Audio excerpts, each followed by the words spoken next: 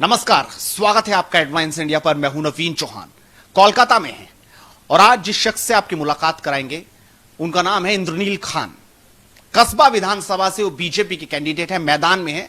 जावेद खान उनके सामने है जो तृणमूल कांग्रेस से है। पिछले 2 बार से लगातार वो जीतते आ रहे हैं और इस बार मुकाबला जबरदस्त यहां पर नजर आ रहा है।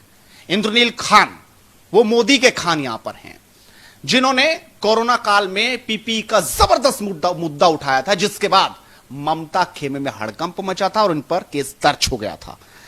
और इंद्रनील जी से मुलाकात करते हैं, बातचीत करते हैं। सर, कैसा चल रहा है आपका प्रचार प्रसार? सामने तृणमूल के विधायक हैं, उनके नेता हैं, प्रत्याशी हैं जो लगातार जीतते आ रहे हैं। इस बार क्या मोदी का जलवा आपके यहां चल पाएगा? देखिए, राजनीति में हार जीत तो है, वो तो कभी वो जीतेंगे, कभी हम लोग भी जीतेंगे। तो इस विषय मगर पूरा पश्चिम बंगाल में अभी जो स्थिति है और कस्बा विधानसभा में भी एक ही स्थिति है कि तृणमूल कांग्रेस का जो करप्शन है, जो क्रिमिनल जो पेट्रोनाइज किया है ना, जितना क्राइम्स होता है, जितना सिंडिकेट्स, कट मनी, इससे लोग बहुत परेशान हो चुका है और वो लोग चाहता है ये इससे मुक्ति मिले। तो और लोगों को चाहिए कि इधर नौकरियां, कोलकाता में ये जो कस्बा इलाका है ना, इस पे सबसे ज्यादा यूथ पॉपुलेशन है और ये जो यूथ है, ये जो नौजवान लोग आज काम करने के लिए सब चले जा रहा है। यूपी में चल रहा है, दिल्ली में चल रहा है, मुंबई, बेंगलोर में बहुत सारे आज बंगाली, इतने लोग बेंगलोर, हैदराबाद में चले गए। तो बात यह कि क्योंकि इधर क्या है, इधर तो सबके पास मेरिट है, सब इधर से क्वालिफाई करके मगर काम करने के लिए इधर जो उनका बुजुर्ग फादर मेरे पेरेंट्स है, उन लोगों को इधर छोड़ के मगर काम के लिए, जो नौकरी के लिए आज को जाना पड़ रहा है, साउथ इंडिया जाना पड़ रहा है। तो मतलब इधर नौकरी है नहीं, क्योंकि इधर अगर लॉ एंड ऑर्डर सही से नहीं रहता है और जो ये जो इंडस्ट्री के लिए जो एक ये होता है ना, फेवरेबल एनवायरनमेंट होता है, तो वो तो कुछ है नहीं, इसलिए कोई इधर डेवलपमेंट भी है नहीं, कोई नौकरी नहीं है, एम्प्लॉयमेंट नहीं है, जॉब्स। ये जानना चाह रहे हैं कि इंद्रनील जो इतने बड़े डॉक्टर हैं, कैंसर स्पेशलिस्ट हैं, वो आखिरकार राजनीति में क्यों आ गए? वो तो लोगों का भला वैसे ही कर रहे थे। नहीं, लोगों का तो हम भला कर ही रहे। अभी भी जैसे ये कैंपेन चल रहा है, मगर मैं अपना मरीज को तो अभी भी देख रहा हूँ, क्योंकि ये तो मरीज मेरे लिए मरीज ही मेरा भगवान है। मगर ये जो स्थिति है, सिर्फ हम अगर बॉडी, ये जो फिजिकल जो है बीमारी है, उसके लिए तो हम लोग काम कर रहे हैं, उसके लिए मेडिसिन है, उसके लिए केमोथेरेपी है, रेडिएशन थेरेपी है। मगर जो सामाजिक व्याधि है ना, उनके लिए भी तो इलाज चाहिए। हम तो इंसान है, एक सामाजिक जीव है ना। तो हमको अगर मेरा पेशेंट है, एक बोल रहा था, जैसे एकदम रियल इंसिडेंट है, तो उसका कैंसर था स्टेज 4 का, मगर वो उसका उम्र कितना था, 30 साल का भी नहीं था। मगर उसका जो डिफरेंट जो गवर्नमेंट, हम पूछे थे कि आपका क्या समस्या हो रहा था, वो जैसे खुद ही एक दिन रो रही थी। तो मुझे बताया कि उनका जो डिफरेंट गवर्नमेंट जो स्कीम से जो सपोर्ट आता है, वो उनके पास डायरेक्ट नहीं आता है, कट मनी करके सब चले जाता है। फिर बोला कि इधर एक दिन उनका केमोथेरेपी का डेट था, नहीं आ पाए। तो मैं पूछा कि क्यों नहीं आए, तुम देर क्यों कर दिए? बोला इधर इतना खून ये सब हमला हुआ, उस इलाका में कोई लोग निकल ही नहीं पाए घर से। तो मतलब ये जो क्राइम, लॉ एंड ऑर्डर जो सिचुएशन है और उधर करप्शन, ये तो सबके, इसका ट्रीटमेंट को भी तो इफेक्ट कर रहा है।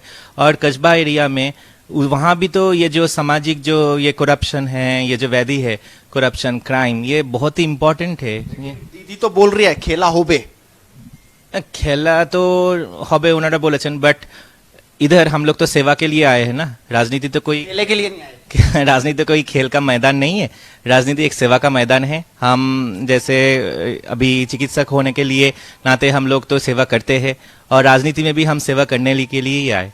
इधर कोई मैच खेलने के लिए तो क्रिकेट स्टेडियम है, फुटबॉल स्टेडियम है, और हम लोग बंगाली, अब तो पता ही है, हम लोग इधर फुटबॉल भी उतने ही बहुत जोश से खेलते हैं। तो वो तो खेल के मैदान अलग है, मगर अभी सेवा के मैदान पे हम लोग है ना, तो हम कैसे इंसान का सेवा करते हैं, यही हम लोगों को सोचना पड़ेगा।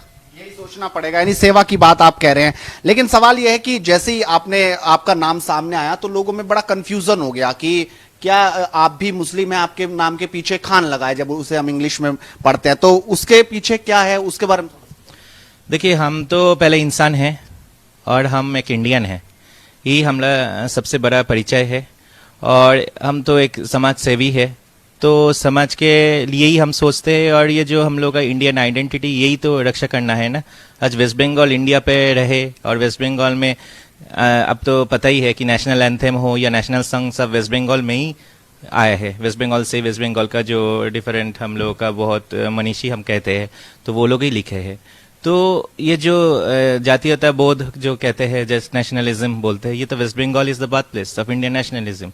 तो हम तो सबसे पहले एक नेशनलिस्ट है, तो यही आइडेंटिटी हमारे लिए सबसे इम्पोर्टेंट है।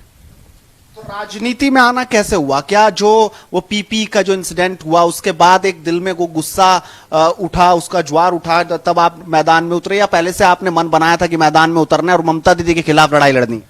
नहीं, ये लड़ाई तो हम लोग जो लड़ाई है वो तो ऑलरेडी लड़ रहा है ना, पूरा पश्चिम बंगाल के जनता ही लड़ रहा है। जैसे आप देखे हैं कि एक अम्फान जैसे एक साइक्लोन हुआ है, उस पर कितना दुर्नीति हुआ, उसमें कितना करप्शन हुआ, आपको पता ही है। और अभी ममता सरकार ने उसका भी जो सीएजी इंक्वायरी भी रोकने के लिए सुप्रीम कोर्ट तक चले गई। तो मतलब ये लड़ाई आज इंसान के लिए है, इंसान का जो अपना हक है उसको अदा करने के लिए ना। मोदी का जलवा चल पाएगा बंगाल में, आपको लगता है? देखिए, नरेंद्र मोदी जी एक पूरा एक ऑनेस्टी का एक प्रतिरूप है। तो वेस्ट बंगाल पे जहाँ ये करप्शन है, क्राइम है, सबसे ज़्यादा इम्पोर्टेंट इश्यूज, और जो विकास नहीं हो रहा है, तो मोदी जी तो एक विकास का एक आइडेंटिटी है। Modi ji signifies vikas, Modi ji signifies honesty, Modi ji signifies transparency, and of course he is a strict manager of law and order situation. तो इंद्रनील खान जी ने बताया कि आखिरकार वो किस तरीके से देख रहे हैं, क्यों मैदान में उतरे और आखिरकार उनकी रणनीति क्या है। आप भी इस वीडियो पर अपनी राय जरूर रखिए, साथ ही जुड़े रहिए हेडलाइंस इंडिया के साथ। अपने सहयोगी रोहित के साथ नवीन चौहान, कोलकाता, हेडलाइंस इंडिया।